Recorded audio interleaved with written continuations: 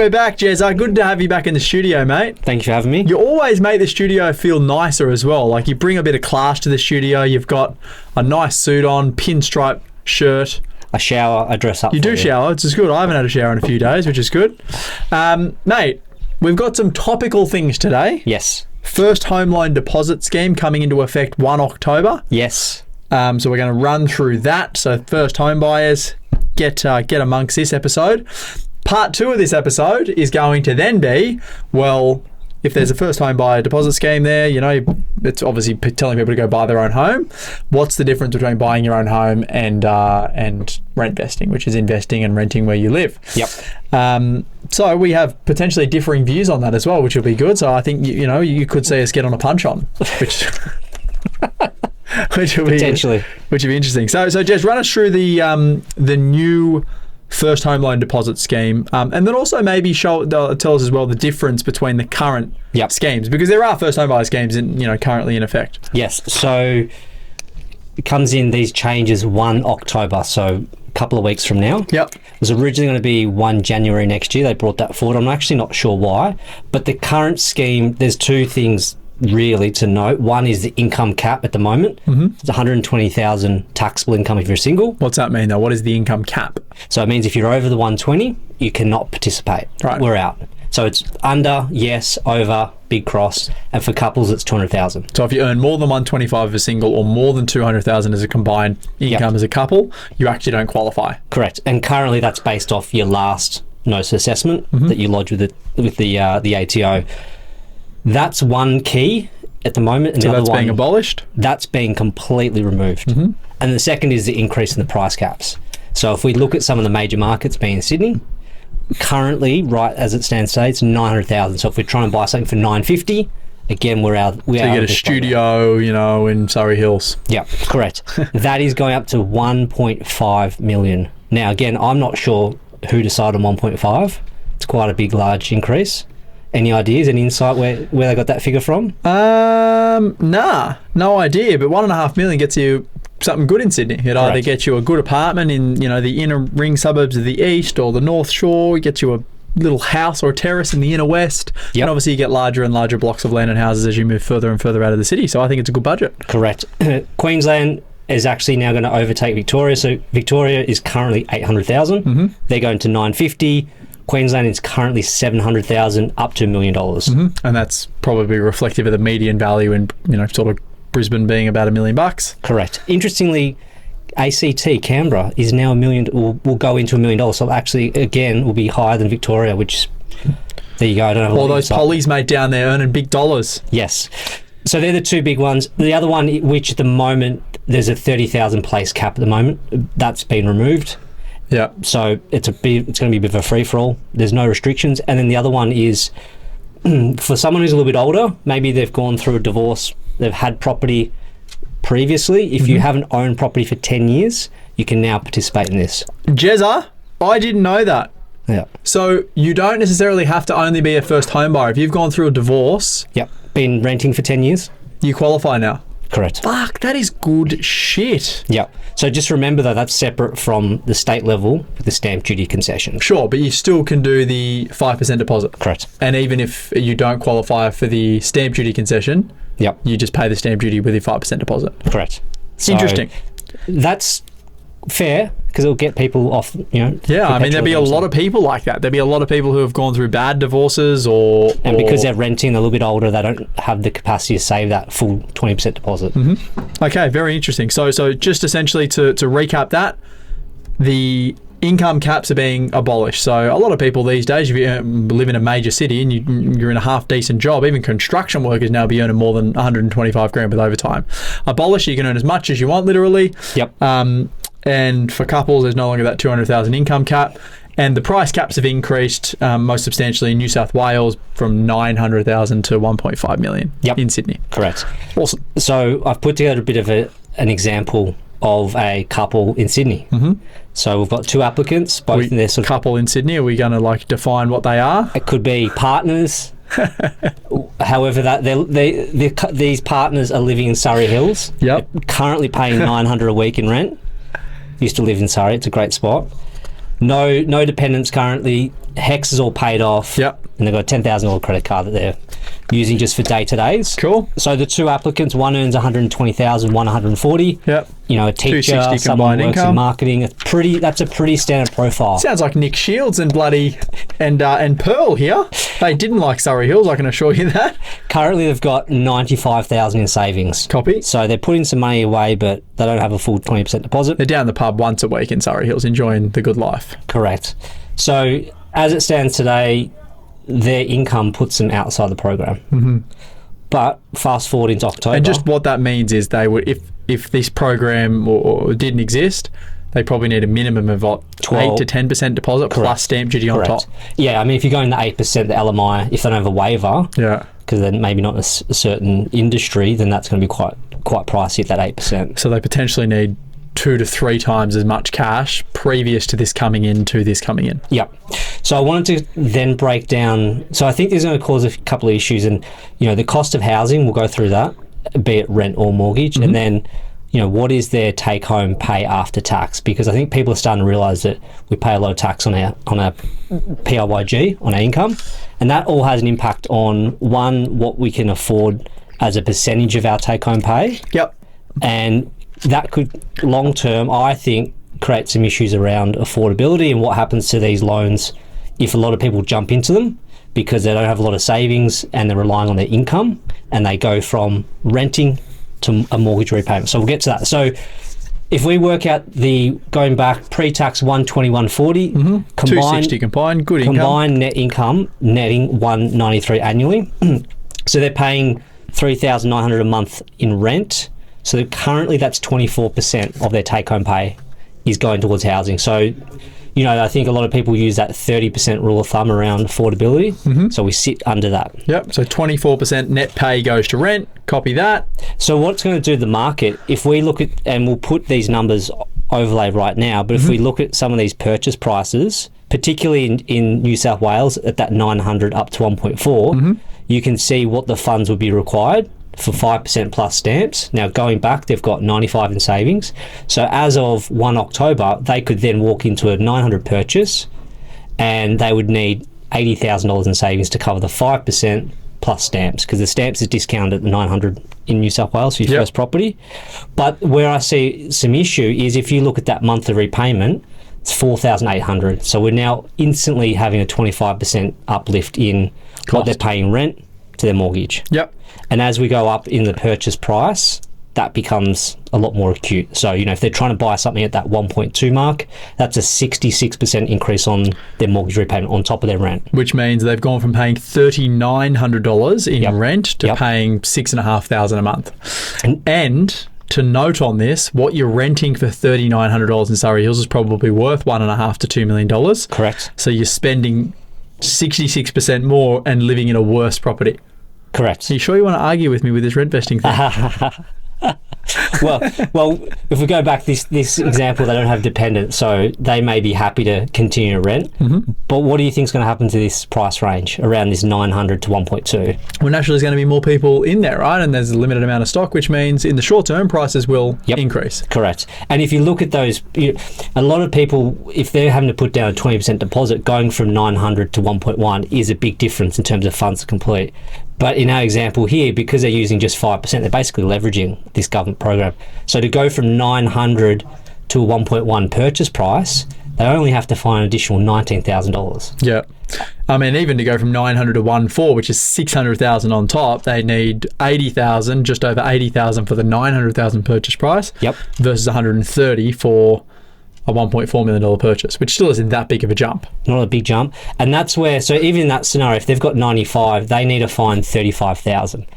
And this is where you're going to get this two-tier borrowing system where some borrowers can go to mum and dad between the couple, maybe one and two, and go, can we get 35 between the two families? Yeah. Or one family. And they've probably got that money they like could your give kids, them. Jez, would just be able to come to you and you'd just be able to pull that out of your back pocket and just go, oh, here, what do you need? I'll just count it out in hundreds.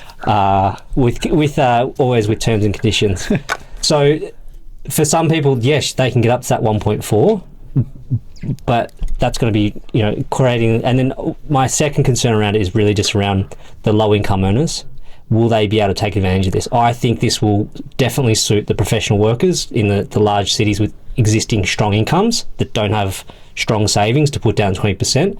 But I don't know if this is going to really move the needle for some of these low-income earners. Well, the low-income earners have always been restrained by serviceability anyway, right? Correct. Like, if you're only earning $150,000 as a combined income, you're only buying a property for probably $600,000 or $700,000, right? Which means you're not buying in Sydney regardless. Correct. I mean, my only concern is this couple may be bidding against someone who's trying to buy something for $850,000, $900,000, maybe something a lower price, and take advantage of this program where currently, under the current rules, they couldn't really supply and demand. Unfortunately, that's the way the cookie crumbles. You know. Yes. So I think you're right. These markets are all going to move, and it's going to give people the ability to basically bid up on some of these properties. And I don't know the exact numbers. I don't know if it's actually been released, but I would assume there's a lot of these kinds of people, right? Like because you don't have to be in tech or a doctor or anything like that. Like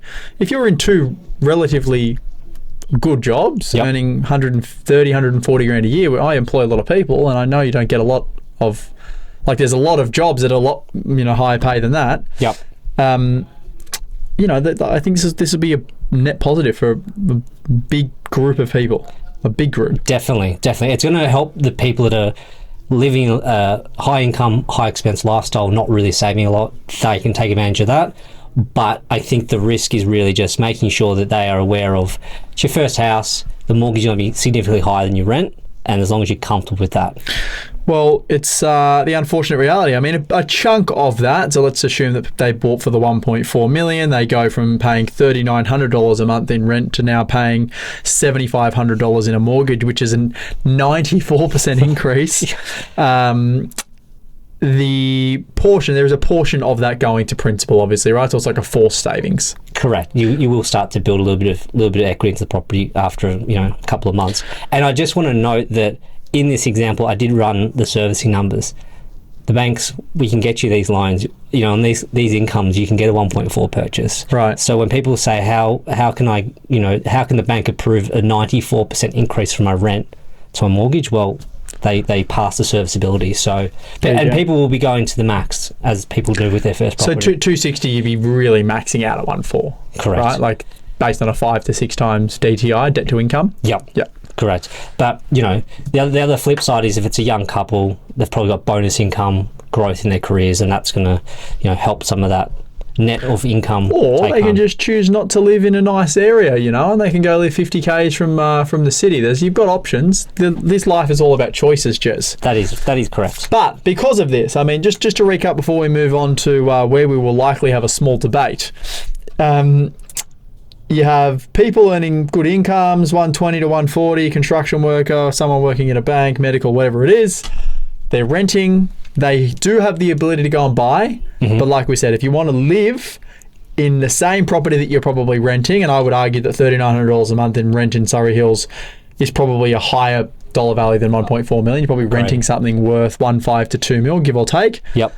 So to go and buy something at your max will cost you $7,500 a month in non-deductible interest, the vast majority of that, and you're probably not living in something as good as what you're renting. That's correct. Okay, and remember the dollar, $3,650 on top of what you were paying in rent. So almost double. So you'd have to be thinking, obviously you're saving something at the moment. Maybe that couple in this example is saving $2,000, but then they have to go and find $1,600 out of their budget. That's right. So that's one less night out. Get rid of the Audi you've got. Maybe get a Toyota Echo or something like that. Get rid of the car loan. Now, Rentvesting versus owner-occupier, right? All these incentives are amazing for first home buyers. Yep. Everyone wants to buy their own home, blah, blah, blah, blah, but we've just seen how much it costs to own your own property. Yep. And if you're currently renting, you're probably going to be moving into something worse than you are currently renting. And this is why Jack Henderson loves Rentvesting. Love it. And I think it is a great strategy. Definitely. Come on, you have to have a strong stance in this debate. You can't pretend. But I'm going to be taking the owner-occupied side. There we go. Jezza is a owner-occupier through and through. Have you always been an owner-occupier, even when you're in Melbourne? Yeah. Well, what about in New York? Rented. Yeah. I think we'll get to that in a second. I think I think the rent vesting is suited towards a younger person, maybe with a few less around the sun, a few less miles on the clock. Why is that? Why do you think that if you have kids, owning is better than renting? I think, well, firstly, you go into a mortgage generally as a couple. It's a 30-year commitment, regardless if you're buying investment property or an owner occupier. And one of those, you've got the dollars, the repayments. Can we afford the loan? Put that aside. But when you start to have kids, you get into one of the partners will definitely get into what you call like a nesting phase.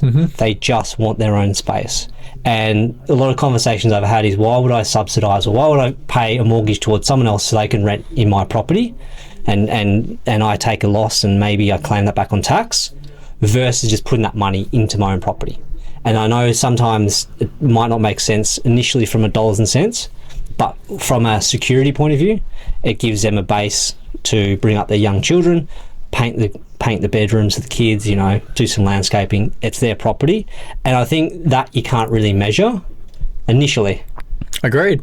And I think there's definitely personal reasons. Correct. Yeah. I think where the old rule book with buying somewhere to live in, I think that was what everyone did 30 years ago. Buying and not doing anything after that and just paying off the mortgage that's the old rule book. So I think if you go down the pathway of owner occupier, stretching yourself, making the larger repayment, you obviously, one thing I do note is that where people buy is where other people want to buy. So you fundamentally have a pretty good capital growth on that owner occ. So it gives you the ability to go back into that and pull out that equity, maybe not straight away, but probably 18, 24 months later. That family's got comfort on the repayment, and now they've got the equity there through the growth on that really good owner occ to then start to turn some of that debt into deductible debt, start to debt recycle. Then they can go to investment property or invest into other assets. Yeah, and debt recycle, for people who don't understand, is essentially using your money, you pay down some debt, you also get some growth in the asset, which creates equity, and you essentially use that equity to go and buy investments, do investments, which makes the interest on that debt deductible. So we're going to use the same example, yeah? Yep. We're going to use the couple again, 260 combined, 3,900 a month in Surrey Hills, 24% of their net income. Yep. They're planning to start a family in the next few years, which is bloody good to hear. Yep. Jack Henderson's not ready for that, that's for sure. So let's unpack it. So the pros of rent vesting for these people: flexibility, obviously. They can live where they want. Yep. Obviously, we've seen what it cost if they wanted to go buy into that same market. $1.4 million mortgage, $7,500 a month, $7,600 a month, almost double what you're paying in rent. Yep. They could obviously use the serviceability they have to go and invest elsewhere and buy investment property, so they have tax deductible debt versus a big owner-occupier mortgage, which is non-deductible. Yep. For people who don't know what non-deductible debt means, it means that you are paying for it with after-tax income. The ATO takes their fair share, being 30-ish%, and then you pay for your mortgage with what's left over. Yep. Investment debt, you get a deduction, which means you're paying for it with pre-tax income. Obviously, you get negative gearing potentially and depreciation, which obviously helps with tax. And you've got written here, they also can spread their risk across multiple markets, which is obviously true. Yep. Read the cons if you're pro owner occupier. So you still be tenants. So again, this goes back to potentially your landlord that you're renting off may sell their property. Did you ever get kicked out of a rental when you rented? Yes. Yeah, very early with my sister. Yeah. So we were renting this place, front place of Dad's, and then he knocked it down and rebuilt. So we had to move out. So your dad kicked you out? Yeah. Tough landlord. Multiple times. So we were used to it by that stage. Okay. So it's not fun. And if you've got to then find a new rental, and depending on someone's circumstances, that may be easy, it may be hard. Like I know there's a lot of change around pet laws, right? But if you've got multiple pets, you're probably going to get declined. You just don't put them on your lease, like I don't. Okay, all right. We're learning all the tricks of the trade. That was a joke. Of course, I put my dogs on the lease sometimes. Maybe not all of them. If you've got 3 dogs, just put 1. Yeah, and then rent rises. So I think, obviously, coming off the back of COVID, rents were severely discounted. Mm-hmm. So I think for a lot of people that were rent vesting, that made sense. They could rent somewhere cheap in a really, really good area. But some of those rents have started to come back. What about the alternative, right? Mortgage variable rates, don't fix yeah. it. 2% to 6%. That's what Jack Henderson's life was like. Yeah, there's a few people holding on there. So there's pros and cons, right? Increase in rent, obviously, but then also if you've got a mortgage, you've got an increase in rate. And even if you are fixed for a period of time, eventually you have to face the music. Correct. Now people are getting a little bit of relief now, but I actually think it's happening slower than people anticipated. You know, I think back of last year, people were expecting a cut, didn't come before Christmas, and we're getting some this year, but I think it may not come. There's some people a few months ago were saying another 1% in the next 12 months. That may not occur. So you're right. I think you've got to budget on what you're paying today, not what you hope to be paying on your mortgage. I agree. From a cash flow point of view. Missing out on tax-free capital gains exemption. So as it stands today, they had a big tax discussion roundtable, all the heads of Australia. What a BS that was. Big talk fest. They're looking at ways to raise tax. Is it the main residence? Who knows? But at the moment, it's exempt. So that means that if you were to sell that in the future, you're not paying any gains on it. But more importantly, if you hold on to it, and a lot of people just want to hold on to the family home and been there for 10, 15 years, they can use the equity, and that's the key component to then debt recycle back out. And you're securing that against your family home. So provided your serviceability is there, you could continue to do that a couple of years after you move in. The rent today, so it's affordable, but again, you don't get that security ownership, which we've talked about. And then with for some people, the multiple investment properties, there's cash flow pressures, vacancies. Someone comes in and trashes your place, if you haven't bought in a good area, but which doesn't occur for your clients. Of course. They're just some of the cons. We're amazing, but you can't always pick whether you're going to get amazing tenants or not great tenants, right? Exactly. Fortunately for me, I've never had bad tenants, but it happens. Did I tell you the story about my mate in Melbourne? He went in and it turned out to be what do they call it? A hot house where wasn't there marijuana plants. What about the brothel that you told me about? Yeah, that was one of our Airbnbs we were managing. That was interesting. I cleaned up the Airbnb because I thought that's what you do, and you learn all about it. And she left a couple of burner phones and. Interesting times. Okay, so let's talk about sort of owner-occupied debt recycling. So that's right. So this is buying your own home versus rentvesting. Yep. Jez, talk us through the pros of that. Obviously, you said before nesting, stability. Nesting, yeah, I think that's a big one. A lot of people are happy to sometimes pay that higher mortgage, provided they've got someone to come home. It's their place. I think that's something they can hold on to. The pride of ownership. I don't think that's a huge one, but I think community ties is really important. You want to get, when you've got kids, you want to get to know your neighbours, you want to get to know, the kids down at the park and know that you're going to be there for the next 10, 15 years, go to school together, things like that. That's really important for a lot of families. What else we got here? So simply paying, as we said earlier, paying off the mortgage is not going to just be enough. You need to do something else. And that is still investment properties as a pathway, but it's just, what step do you take that and when? And the reason I guess you say that around the owner-occupied property not being enough is because even with a debt-free owner-occ that's worth $1, $2, $3, $4, $5 million, it doesn't give you anything, right?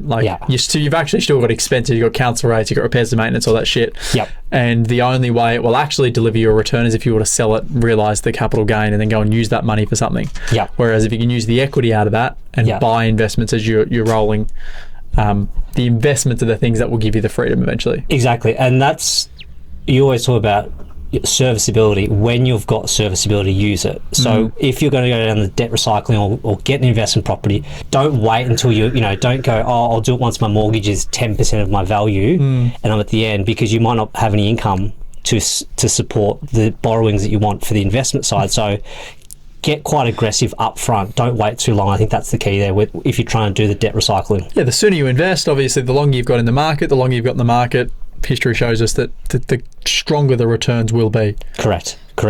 And then, as we said, talking about that, and then long-term capital gain tax-free as it stands today. So they're some of the pros. I guess you want to jump into the cons? Yeah, mate, I'll talk through the cons. Let me adjust my pages here.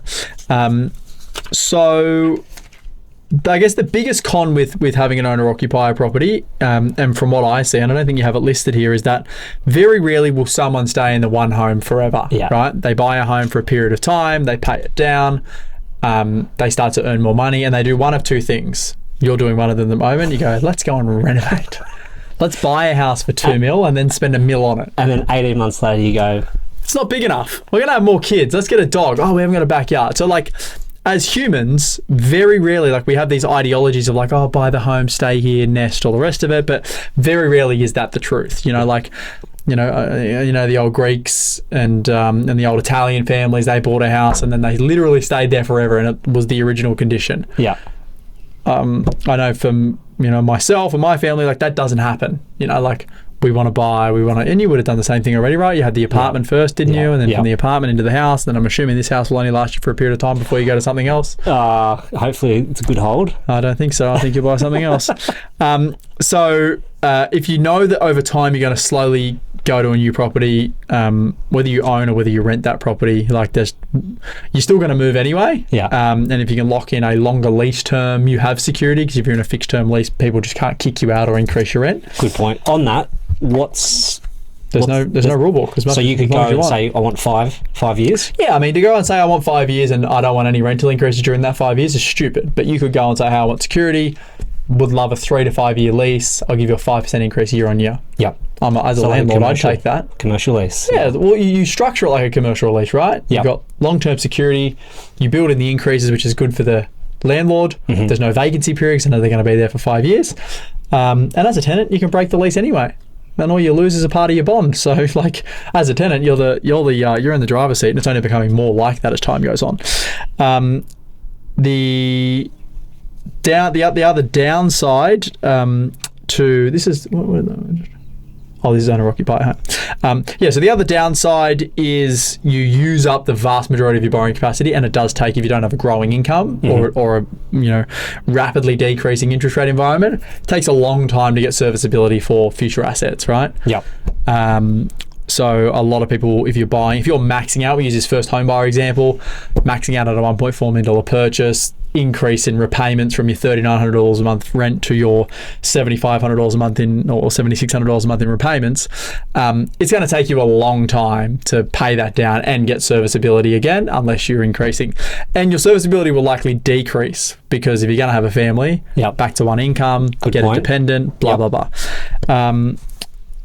Most people will structure their owner occupier home in their personal name. Mm-hmm. Again, so there's no way to maximize serviceability with creative structuring.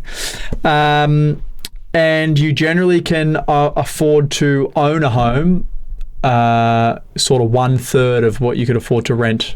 Yeah. So, assuming you're paying $3,900 a week, a month, like I mentioned, that's probably a $2 million property. Then when you go to buy, you're spending $7,600 and you're in a 1.4 property. If you said I'm spending $7,600 a month on rent, which would be roughly $90,000 a year, you're getting, what's that, $800 a week, give or take. You're renting a much higher dollar value property than what you're actually paying for to live in. So in short, what you can afford to buy, you can afford to rent 3 times the price. Or if you look at what you can afford to buy and what it would actually cost to rent that same property, it would probably cost you 50% to rent it or 60% to rent it. Yeah. So that's the pros and the cons. Like, I'm an avid rentvester. I don't have kids. I don't have a family. I don't understand this whole nesting thing. It doesn't really make sense to me at all. You'll get it one day. But I know that when I moved, like I just moved last week. Yep. It was a few days of being a pain in the ass, right? No stamp duty. We got a removalist in, which like everyone goes, oh, you got to move. It's like, it's not that big of a deal. You get a removalist, you pack up your shit. You've got a week of annoying days of packing boxes and shit like that, and then all of a sudden now I live there and everything's packed away and it doesn't feel like it's home again, and you're enjoying a new lifestyle. And I also think a lot of people also don't explore. How do you know whether you want to live in the inner west or you want to live in the eastern suburbs, or you want to live in the North Shore, or you want to live in Queensland, or if you don't rent and move around and see the lifestyles that you want, and you just go, I'm just going to go buy a house here. Yeah. Very hard to up and move after you've already bought a joint. Yeah. So there's my takes on it. Let's run through it in a little bit more detail. Let me just see what you've got here. And so one final thing, because this is what we are, just something we're seeing across families is with this changing landscape around family mix. Yep. You're now starting to see more and more where there's mixed families. So maybe there's mum and dad living in the property. Mm-hmm. Are you seeing that something that would work better under rentvesting or an owner occupier, and they've been able to build like a little little self-contained granny at the back. Potentially. I mean, you can do it in both scenarios, right? Like whether you own the home and build a granny out the back, or whether you rent a really large home. I think there's pros and cons to each. And just one thing on the rent vesting piece. Rent vesting works much better at higher price points. So if you're someone who's listening to this and where you live, the house prices are $600,000 or $700,000 or $800,000, rent vesting isn't as powerful, and it's probably no better than owning in terms of a monetary point of view. Yep. But when you start to go into higher priced markets, rent vesting, you start to look at the numbers, like what does it cost me to rent that property? What would it cost me to own? The numbers like are dramatically different. Yep. Makes sense. So yeah, I mean, in answer to your question, we don't see a lot of clients that do the whole inter-family thing where it's like, mum and dad and auntie and uncle and fucking nan and pop, they all live in the same joint. But I'm sure it happens. I'm sure it's more and more, it's happening more and more with aging generation coming through. You're seeing that where they don't necessarily want to put them in an aged care, which is very expensive. It's not the other way around. It's like the kids moving in with mum and dad going, fuck, it's expensive to live out there in the world. And so they're pulling together their funds and their resources and living together, which I think would be very interesting. There'd be some interesting stories. What have you found for being an owner-occupier? Like, obviously, you've done well out of being an owner-occupier. You've progressed through the ranks. I think you got to be aggressive. So, got to be looking at your mortgage. You got to be looking at pulling equity, recycling things. You can't sit on your hands for too long. When I say too long, you really should be having a serious look at that every 18 months, I think. Yeah. Not go too long. If you haven't done anything for like 3-4 years, that's way too long. You need to sit down and go, okay, what's my property worth? Have I got cash sitting around? The other risk I see with, and I've fallen into myself, is you start getting cash heavy. So you start getting too defensive.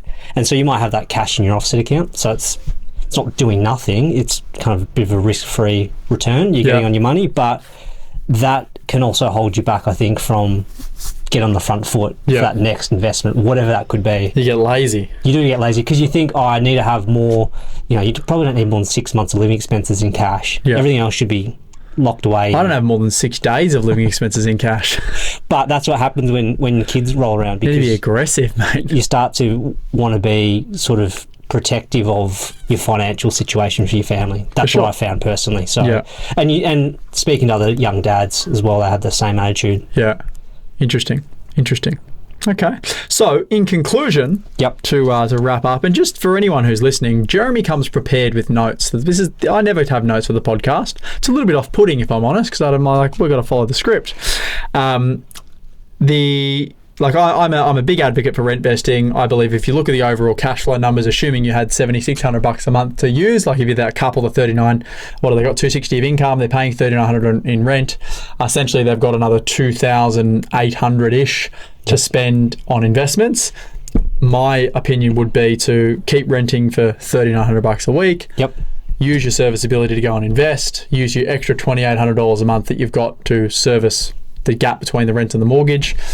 Structure your assets correctly, because you'll be able to buy a lot more over a long period of time if you put them in different entities versus just going down the personal name route. Mm-hmm. And then once you've got your investment base set up, then go buy the home down the track if you want to. Not the other way around. Not buy the home first, then go and invest. Yeah. And the reason I say that and I believe in that is because nearly every single person you speak to wants freedom. Like they're like, oh, what do you want? Oh, I want financial freedom. A home doesn't give you freedom. Correct. And even if you do the debt recycling thing, as soon as people's mortgages start coming down, from my experience, what I've seen is, we've got equity now. Maybe we should go buy a better home. That is true. The keeping up with the Joneses. Yeah. I do want to say I think rent investing is a fantastic strategy. I do. I think, and it works really well for younger people as well. This is too nice to debate. But once kids are on the scene, you and I'm sure if you had... Do you reckon Georgie would know whether we rented or he owned his home? He wouldn't care. Well, they scrape all the walls every morning coming down the stairs, so I don't know how a landlord would feel about that. But we're like... repainted, mate, it's all right. My dog's pissing shit all over the carpet. You just got to get the carpet replaced when you leave. It's just the cost of doing business. Just comes out of the bond. That's right. Little hack actually for rent investors out there. When you're coming to the end of your lease, I always pay my rent monthly. Only pay 2 weeks of your last month's rent. Yeah. And then when they chase the final 2 weeks, just say take it out of the bond. Because sometimes, as you're moving out of a rental, the costs can build up. Where if they've got less bond to work with, they generally find less issues, because if the expenses to fix the property, like to replace carpet and blah, blah, blah, go above the bond, they've got to then chase you for the money. And generally, I don't find that. So they'll try and stay within the bond amount. So if you don't pay the last 2 weeks rent, that 2 weeks comes out of the bond, and then there's only 2 weeks worth of bond to fix things. So I usually, when I move out of rentals, just when I pay the bond, I just know that bond's never coming back. Right. 2 weeks of it's going to go to rent, and then the other 2 weeks will go to fixing shit. What do you think the example down in Melbourne where my mate, they were growing marijuana, do you think they got their bond back? Probably not. I'd say no. I mean, fuck. Did he keep the plants? I think the police did, so someone benefited. Yeah, and then the other thing I was going to say around as an investor, like the way that you protect yourself with all of the things that can come with tenants, like your friend went through, is like landlord's insurance. Yep. Like insurance to claim on can sometimes be a pain in the ring hole, but if you are insured, it obviously makes things easier that you can claim on it. Correct. And that's actually a very good point as for your argument when you're looking like the North Shore, if it's bushfire zoned, to take out home insurance, the premium. Someone was looking at a property this week, a client, and the premium on that was $6,000 to $9,000 because it was not even a bushfire area, but it was near a national park, which is something that the landlord would cover. Buy a property in a flood zone on the Hawkesbury River, 50 a year. You just don't insure it. Just let it flood. Let it flood. Mate, that was very good. Essentially, in short, both options work. Both options. If you go buy your own, do something. Right. If you go buy your owner occupier home, understand that you are going to need to invest. It's not just owner occupier and no investments. It is owner occupier and investments. Yep. And if you are a rentvestor, understand it's going to come with downsides, like you could be asked to leave, you could have rental increases, you might not feel as stable if you have a family, but financially it can be much better if you use it correctly. And if you're a first home buyer, then you also need to understand that you get a 95% mortgage, you can obviously go in and buy a property with less cash, but it's probably going to be a lot more expensive than what you're paying right now. Yep. And stress test that repayment before you do it. If you're going up 80-90% on your repayment from your rent, just because the bank will lend it to you, you still need to be able to afford it. The bank's going to say yes. Someone will say yes to you. That's right. So you've got to make sure that you can cover it. Very good. Thank you, Jez. Thank you. Enjoy the weekend, my good friend. Thank you.